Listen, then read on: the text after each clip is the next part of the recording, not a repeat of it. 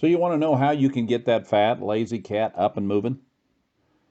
You're on the right video for that. In this video, I'm going to be teaching you how to build a climbing wall for cats for under $50. If you want to know, then stay watching and don't skip so you won't miss any important details. But before we proceed, y'all probably know that during each video, I give a shout out to a random subscriber. So if you want to get mentioned in our next video, subscribe now. Shout out goes to subscriber Brandon Ferris 84, or thank you for your support. So with no further ado, let's move on to the video. So this is the upper loft. This is the finished product. I'm going to take it down and put it back up again so y'all can watch it. But this is a great way to get some exercise for your cats, especially during the time of the year that it just can't really get outside, or maybe you're living in an area that's not really conducive for the cats to be outside. Cats love to get up and survey their kingdom from up high. So this is going to give you an opportunity to give them that option in your home and make them feel more comfortable. Now let's get on with the construction. And I've taken one of the posts down for you guys to see how it's going to work. But these posts are just designed to where the board can float on it.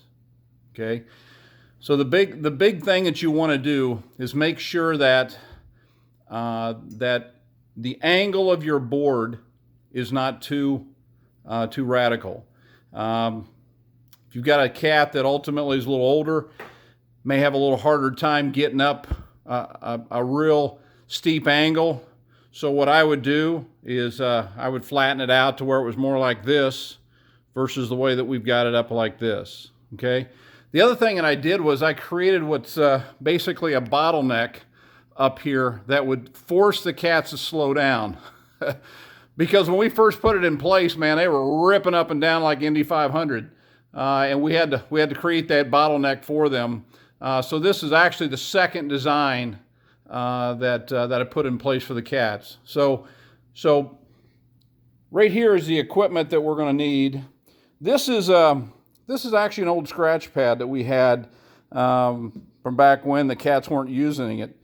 So I'll show you how I put it in place at the bottom, because the cats like to have landing pads as they're coming down the board, depending upon how aggressive they're going to be.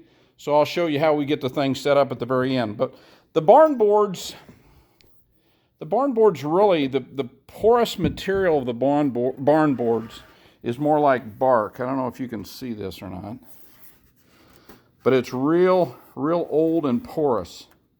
So their claws can dig into it. This board here is solid cherry, and it is as hard as a rock. So what we did, the cats were having a hard time getting up that solid cherry board.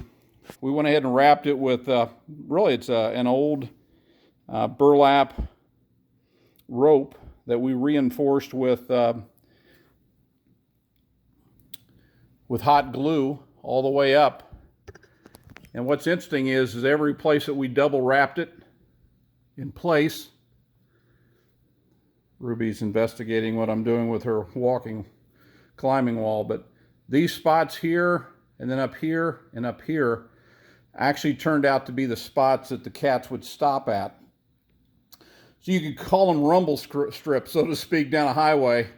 High speed, the rumble strips that they could hit it and slow down as they were going down the board. So get a helper for the day. This is also a barn board that I sculpt the very end. I can tell you that as the kittens got bigger, this hole went from about here to much bigger, and I've actually gotten to a point now to where to get Ruby through it. She's getting a little wide in the back end, so to speak. I'm gonna have to enlarge it. Basically, what I do is a skill saw, just come up, provide them a little room for their back to get through, and then I sculpted the lower part of it so that way there's no rough edges on it. But the porous nature of this board, an old barn board, is great. So if all you've got is old material, that's actually going to be more conducive to than the newer material. simply because it's softer. Over here is some of the supplies that you'll need to pick up. Basically at Menards, we've got, these are cast iron, basically you make railings out and they come threaded just like this with caps. So this happens to be a 6-inch threaded shaft with the cap on the end. And then you've also got the base plate.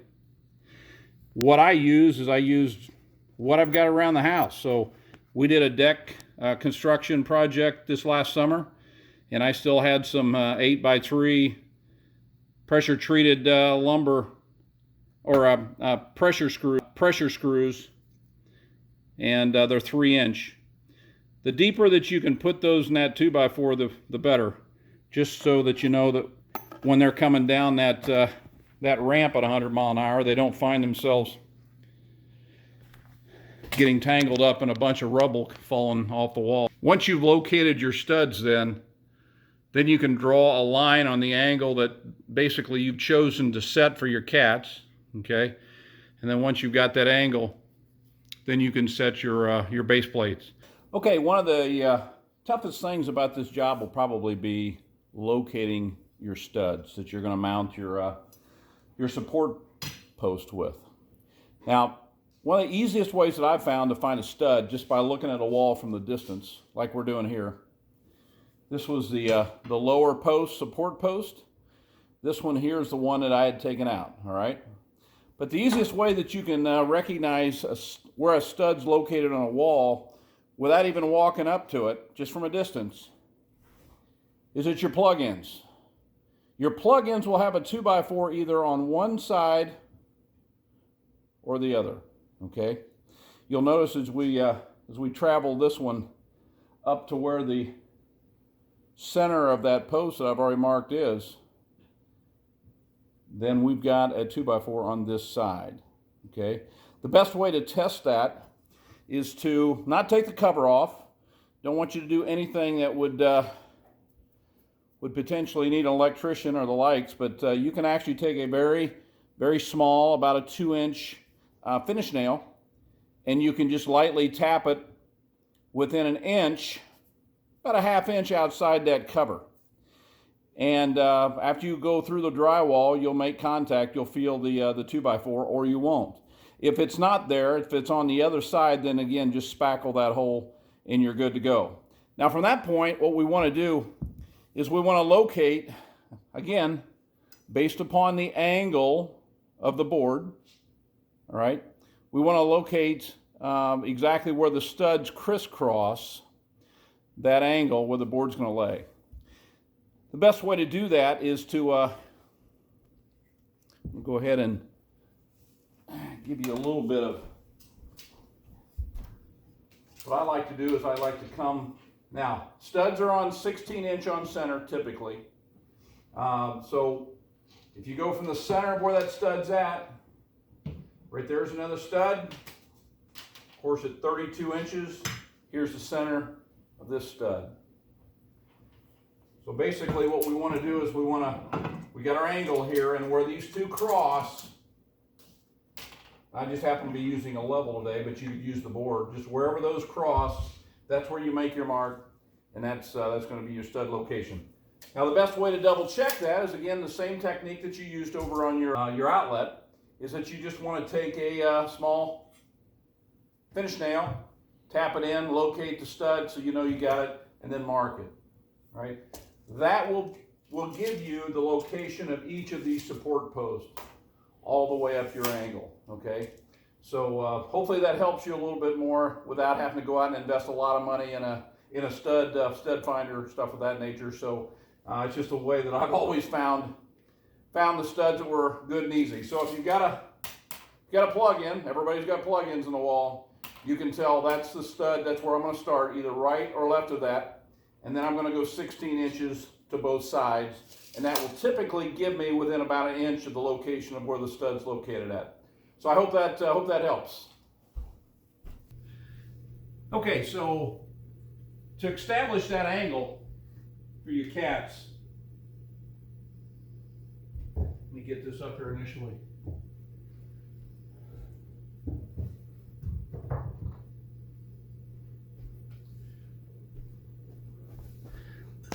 I was trying to make sure that this board was resting actually on the wall.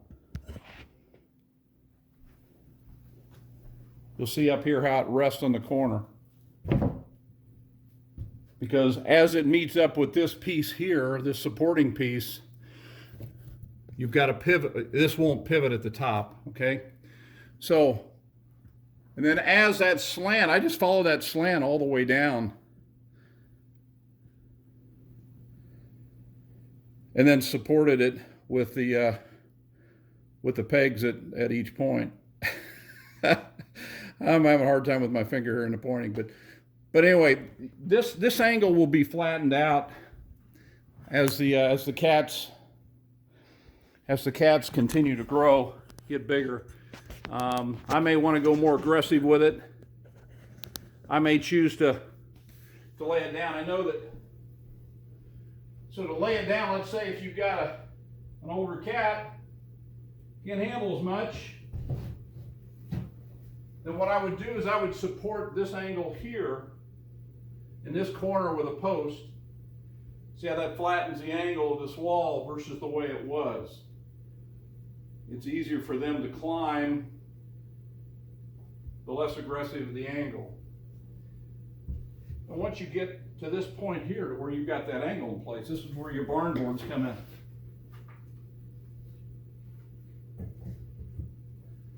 And again, you could go either a high angle with this board or a lower angle, and then you could even do another like a zigzag going up the wall.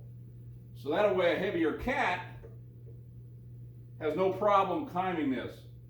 Even if this board was more porous material like this barn board, putting that rope on it gives them a little extra grip, like rungs on a ladder, to be able to climb up the wall. So let me go ahead and put this down real quick.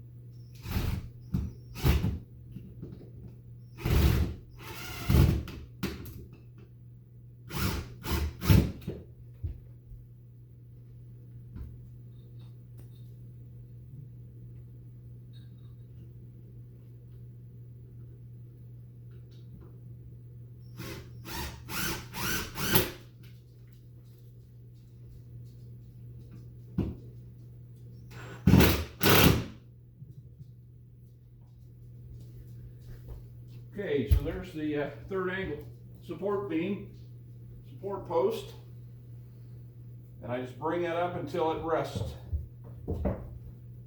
Now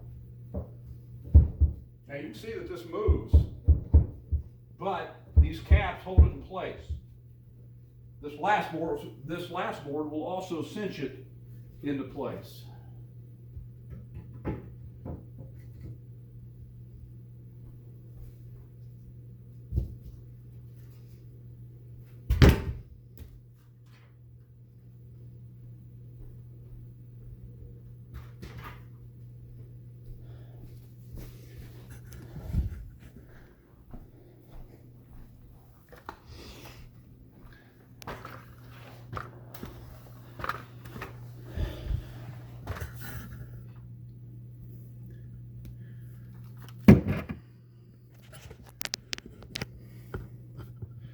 So one of the things that you want to do is you want to pre-drill these holes so it doesn't split. And then where the screw actually enters in and goes into the board, make sure that when you put this board in place, I'm going to hit my holes. As this drill bit goes through this board, it goes into this board, and you can just put a screw right through both holes, and that'll secure it.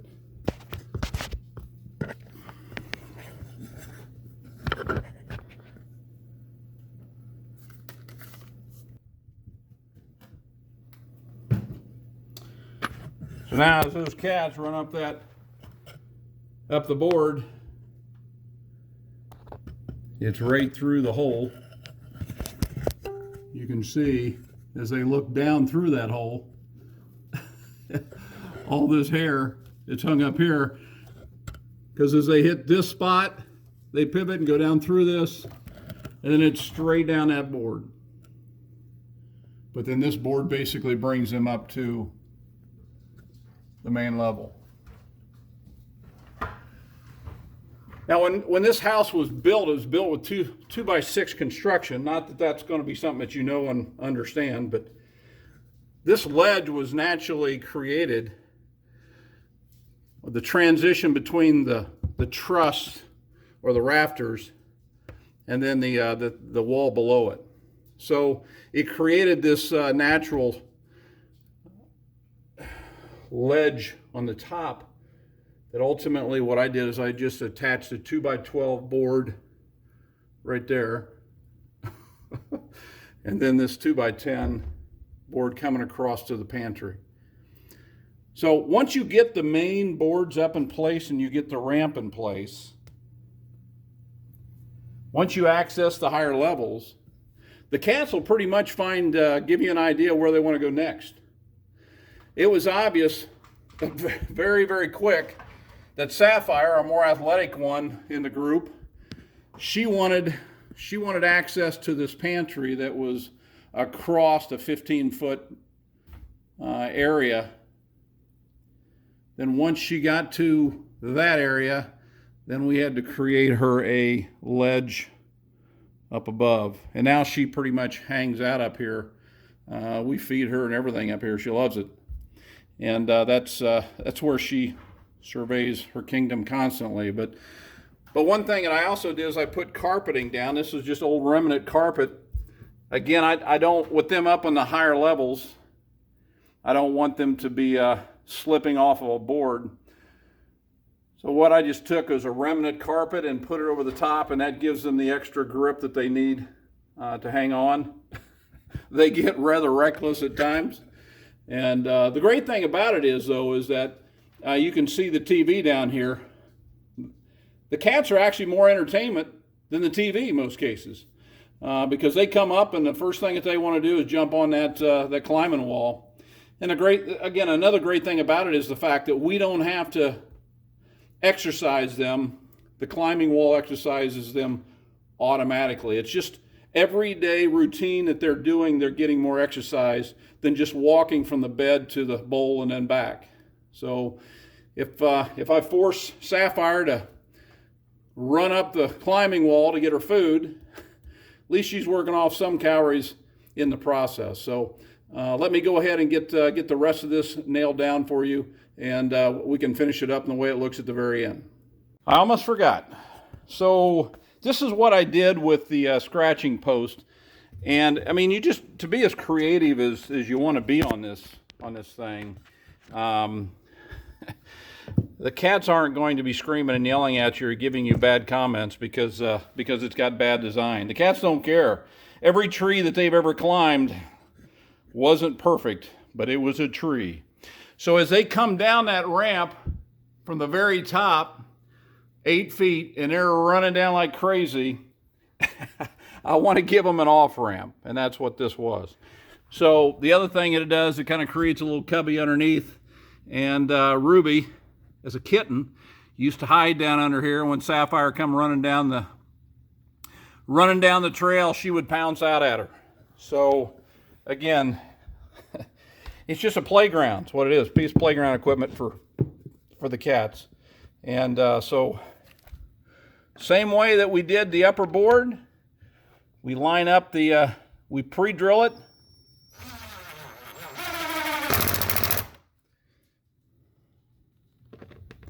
Into the base wall or base board. And then this ties in completely. So that, like I said, is just a scratching pad, but I'm telling you what, Safire, like I said, the more athletic of the two, she hits that at 100 mile an hour. I think there's some skid marks down there somewhere. But it's real basic, it's real easy. I think we've got a total of $50 in it. and that would even be high. I think the support posts at Menards ran about $3, $5 a piece. So there's 15. I think we spent $7 or $8 on the rope and a little bit of glue. So yeah, it's probably not even that. And the boards and the remnant carpet's what we already had. So you can see the upper run from the wall that we first built.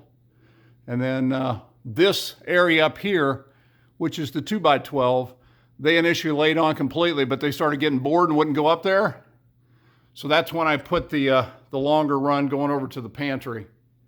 And when I did that, that completely changed their attitude. I mean, they spent months just running back and forth here. And that top board, the main board that they use as a kitten, they're probably on that 10% of the time, 5% of the time. So the farther you can go and develop this, the better. And quite frankly, I was looking at going over on top of the stairs. There's not a ledge over there, but I would have to create one,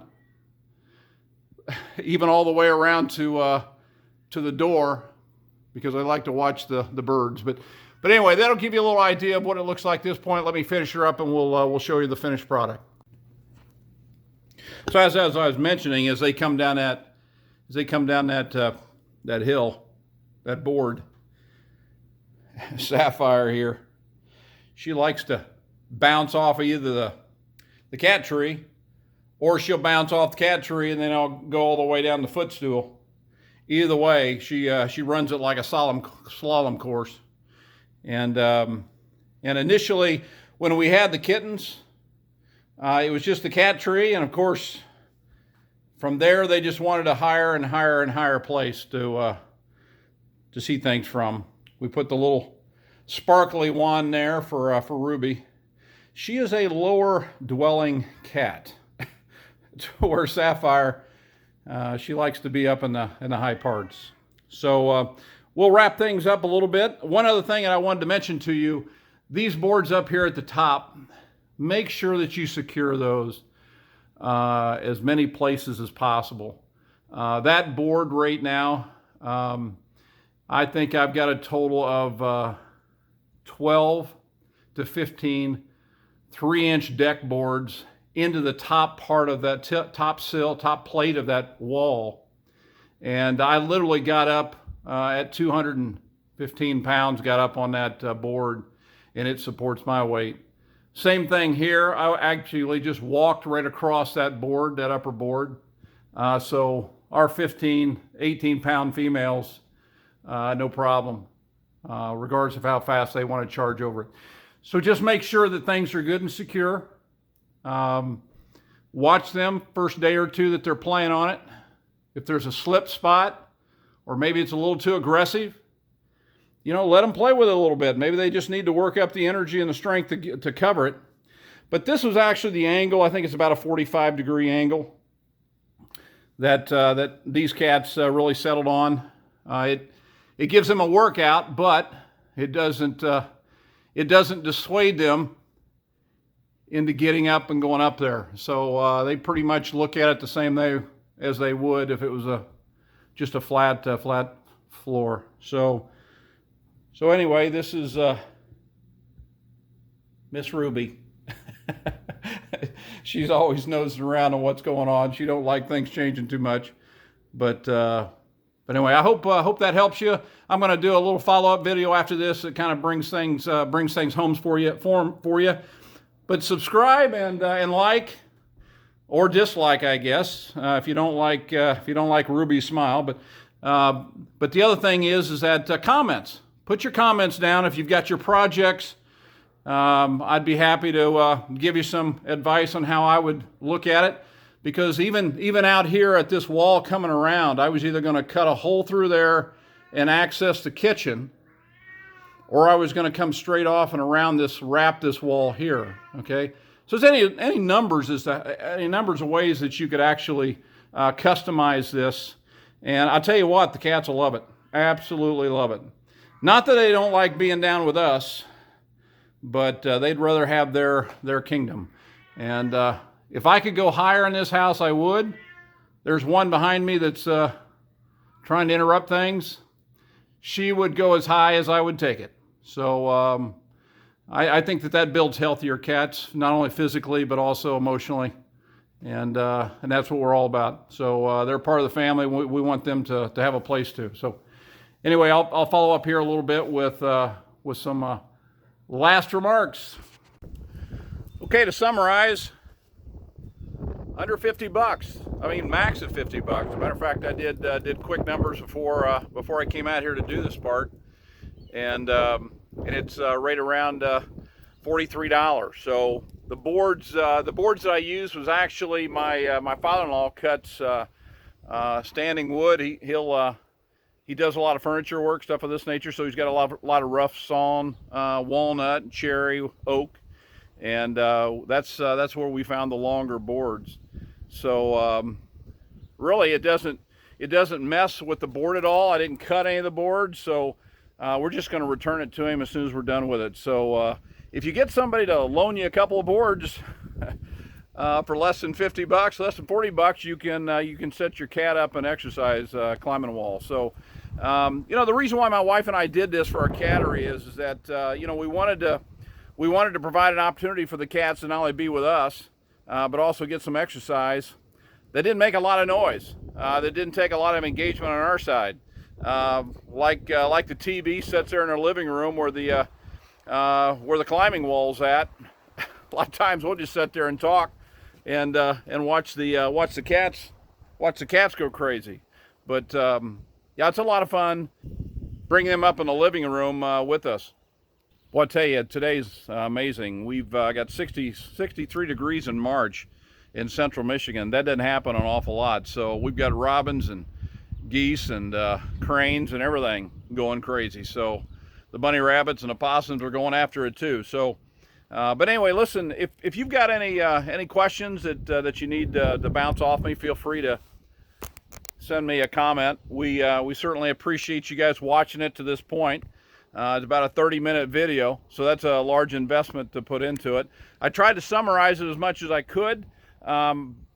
Typically, that project, I would say, is a 1 or a 2 scale to 10 as far as carpentry skills, and you can do it again with just basic tools. So we'd love your subscribe or a like, and also we want to hear back from you. There'll be other projects like this. So there you go, a cat climbing wall under 50 bucks. The next project we do that's construction, I wish I could keep it under 50 bucks, but it's going to be a big one. So until the next video, take care of them cats and get them up and get them running. Take care. Ah!